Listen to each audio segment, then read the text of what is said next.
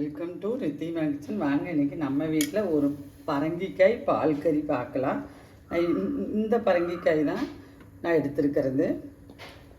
இது நாட்டுக்காய் கிடையாது. நான் போட்டு போகிறேன்.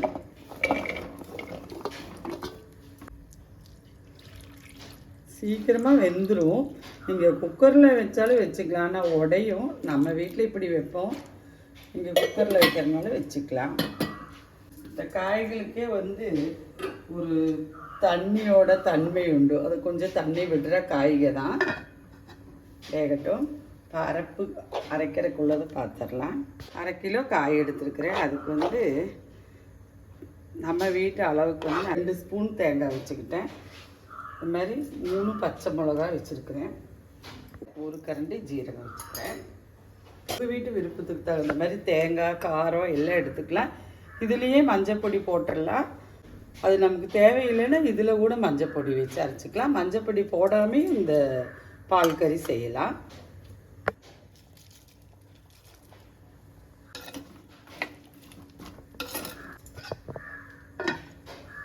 பாருங்கள், பால் கறிக்கு காய் நல்லா வெந்துருச்சு.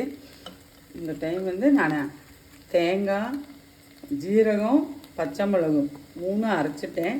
அதில் 1 ஸ்பூன் பச்சரிசி பொடி வச்சு அரைச்சிருக்கிறேன். அதை நான் வீடியோவில் சொல்ல விட்டுருச்சு. நீங்களும் அதுபோல் 1 ஸ்பூன் வச்சு அரைச்சிக்கோங்க.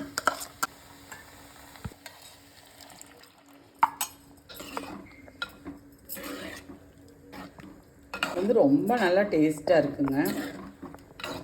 காரம், அந்த பச்சை மிளகா காரம்தான். உப்பு நான் போட்டிருக்கிறது அளவாக இருக்கும். நீங்கள் அது பார்த்து காரமெல்லாம் வச்சுக்கோங்க. கொதி வரட்டும். நான் ஒரு இவ்வளவு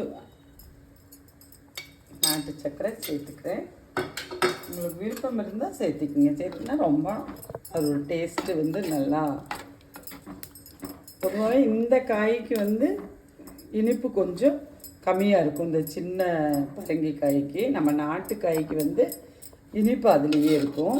ரொம்ப இனிப்பாக இருக்கும். ஒவ்வொரு காய் ஒவ்வொரு விதமாக இருக்கும். இந்த பால் கறிக்கு ஒரு தாளிப்பு போட்டுக்கலாம். இதுக்கு தேங்காய் எண்ணெய் தான் ரொம்ப நல்லா இருக்குங்க.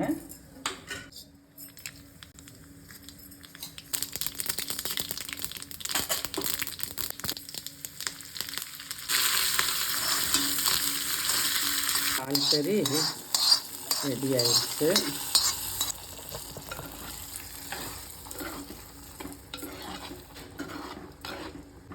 நான் இதுலேயே கொஞ்சம் ஒரு 1/2 டம்ளர் பால் சேர்த்திக்க போகிறேன். ரொம்ப நல்லா டேஸ்ட்டாக இருக்குங்க. நீங்களும் இப்படி செஞ்சு பாருங்கள். தேங்காய் வேண்டாதவங்க பாலில் கூட நம்ம அப்படி பால் ஊற்றி கூட செய்யலாம். ரொம்ப நல்லாயிருக்கும் இந்த பால் கூட்டு.